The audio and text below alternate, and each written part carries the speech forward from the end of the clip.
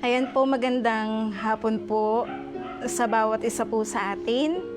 Tayo po ay magsisimula na po sa gawain po ng Panginoon sa hapon na ito. At sige po, bawat isa po sa atin, tayo po yung magsisimula po sa isang panalangin. Isang pa po tayo po ay pumikit at tayo po ay manalangin.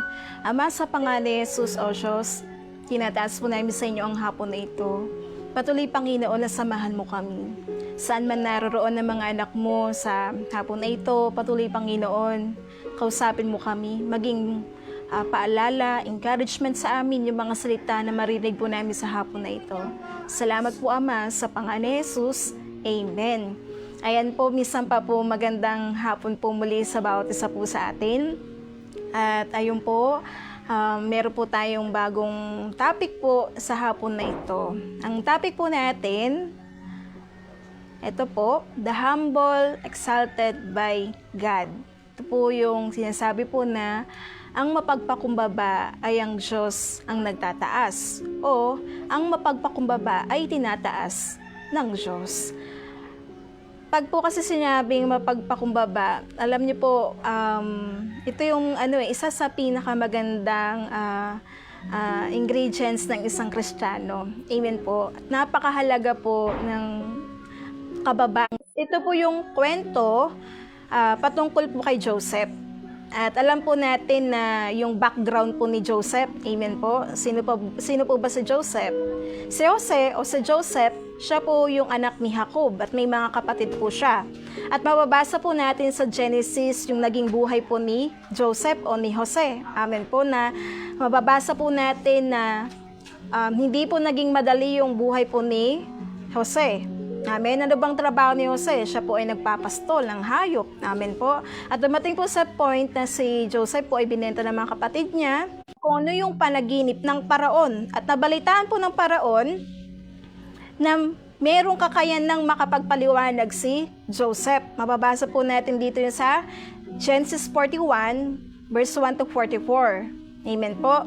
At babalik po ako ulit dito sa kwento po na ito. Itong paraon po, 14, sabi niya, kaya't nagpasugo ang paraon at pinatawag si Jose at madali siyang inilabas sa bilangguan at nang siya'y makapag-ahit at makapagpalit ng damit ay pumunta sa paraon. Kasi po bakit? Kasi nalaman po ng paraon na itong si Joseph ay mayroon pong kakayanan na makapagpaliwanag po ng panaginip. At ngayon, ang sagot po ni Jose dito sa verse 16, sabi niya dito, sumagot si Jose sa paraon na sinasabi, hindi ako ang Diyos ang sasagot sa kapayapaan ng paraon.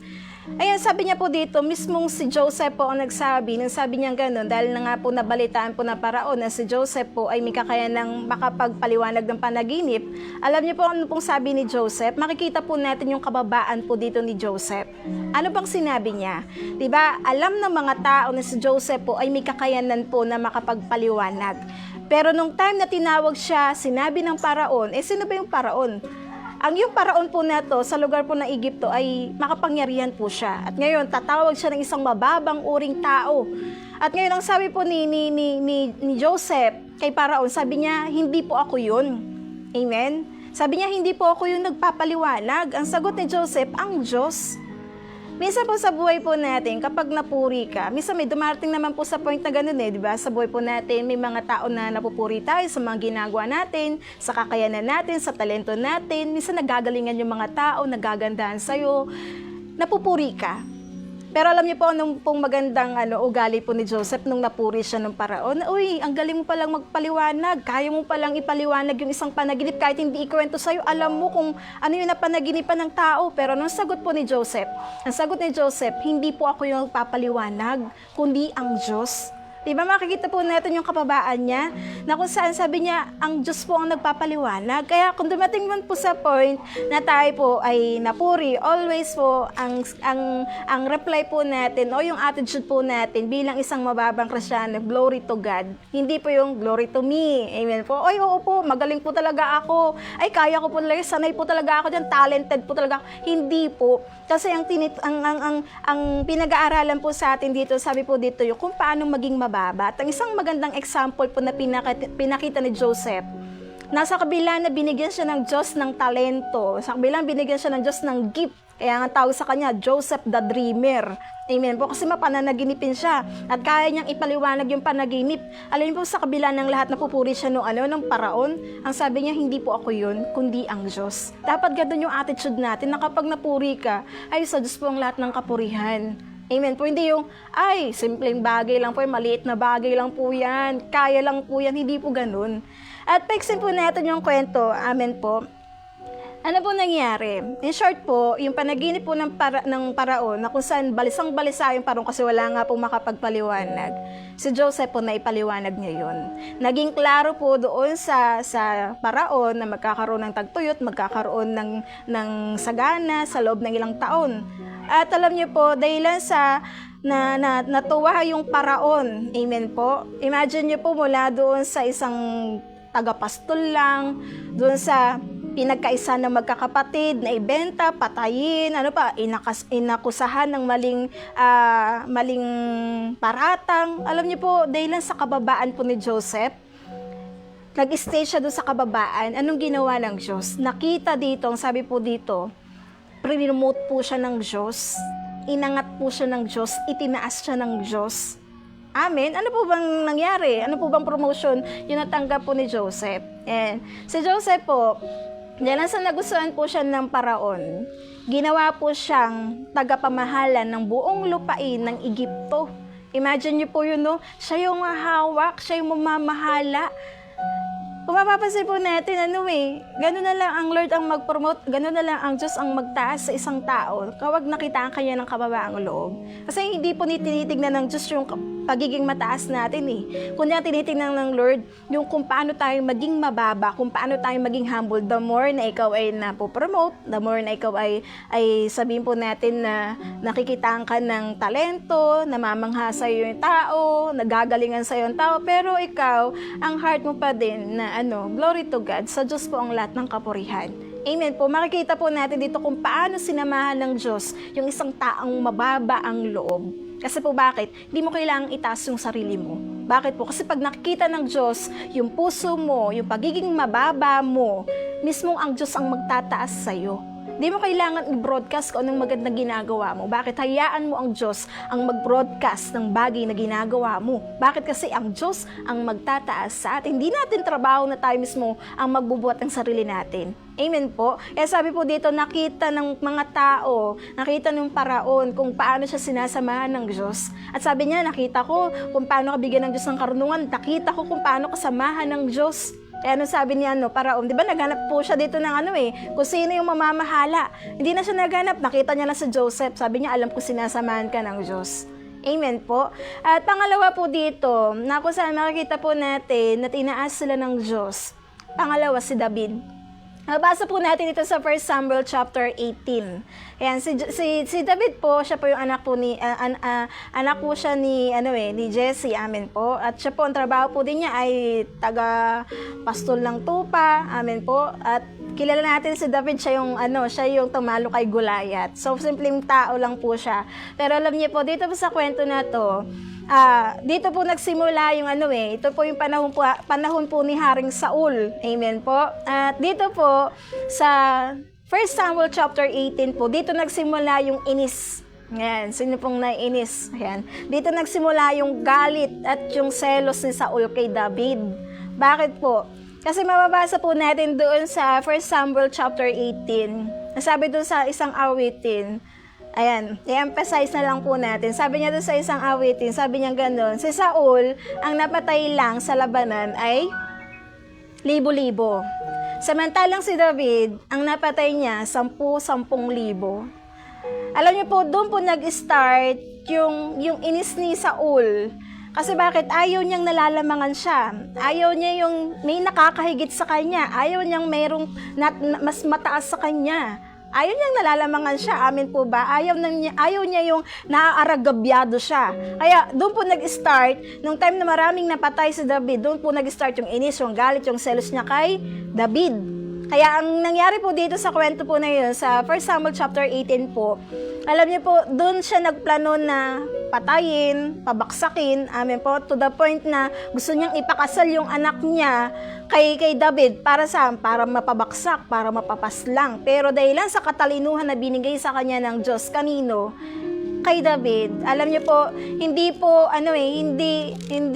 nangyari yung plano na gustong gawin ni Haring Saul. Amen po. Bakit? Kasi kung mababasa po natin sa 1 Samuel chapter 18 verse 28. Alam niyo po, natakot si Saul kay David. Bakit? Kasi nakita po niya at nalaman niyang kasama ng Panginoon si David. Amen po. Ulitin ko po ulit. Alam niyo po, natakot po si Haring Saul kay David kasi nakita niya at nalaman niya yung pagsama ng Diyos. Kanino? Kay David. Amen po. Kaya sabi nga po, dito po sa kwento na to, makikita po natin yung pagsama ng Diyos. Kanino? Kay David. Kasi hindi pa naman siya hari that time. Kay David. Amen po. At makikita dun po natin sa kabilang side, kasi si Haring Saul, naging mataas siya, amen po. At makikita po natin na hindi sumasama ang Diyos at hindi kinakampihan ng Diyos yung mapagmataas. Always na ang Diyos ay sumasama at kumakampi sa taong mapagpakumbaba. Amen po. Biruin niyo po, hari na po yan sa Haring Saul. Pero nakita ng Diyos yung kataasan, nakita ng Diyos yung hindi pagiging mababa ni Haring Saul. Ano nangyari? Di ba bumaksak po siya? Amen po. At sabi po dito, ang nagpapakumbaba, siyang itinataas ng Diyos. Ngunit ang nagpapakataas, siyang binabaksak ng Diyos. Kailangan lang po nating manatili po sa kababaan. Amen po. Kasi bakit? Kasi doon tayo pagpapalain ng Diyos. Doon tayo itataas ng Diyos kapag nananatili sa atin yung kababaang loob po. Kasi po, mismong si David, dahil sa pagiging mababa niya, dahil sa kababaang loob niya, alam niyo po, mismong ang Diyos ang nagtaas sa kanya. Always kumakampi ang Diyos sa kababaan, hindi sa kataasan. Ang Diyos ay nananahan sa kababaan, hindi sa kataasan. Ang Diyos ay always lumalakad sa kababaan, hindi sa kataasan. Amen po. Kasi bakit? Tinawag tayo ng Diyos sa pagiging mababa, hindi sa pagiging mataas. At dahil sa nakitaan tayo ng Diyos, yung puso natin ng pagiging mababa, mismong ang Diyos ang magtataas po sa atin. Amen? Sabi nga po dito sa Bible, sa Proverbs chapter 18, verse 12, ang pagmamataas ay nagbubunga ng kapahamakan. Ngunit ang nagpapakumbaba, sabi po dito, ngunit ang nagpapakumbaba ay karangalan. Amen po. Ulitin ko, sabi niya po ganun, ang pagmamataas ay nagbubunga ng kapahamakan. Amen? Kasi po bakit? Dahilan sa kapalaluan mo, dahilan sa kataasan mo, ikaw din ang nagdadala dun sa kapahamakan sa sarili mo. Pero kung tayo, sabi niya po dito, ngunit ang magpakumbaba ay karangalan po yan. Sabi po dito sa Proverbs 11 verse 2, kahihiyan ang laging dulot ng kapalaluan, ngunit pagpapakumbabay nagbubunga ng karunungan. Amen po. Na kung saan po dito sa pinag-aaralan po natin, may dalawang tao na kung saan mismong ang Diyos ang nagtaas sa kanila.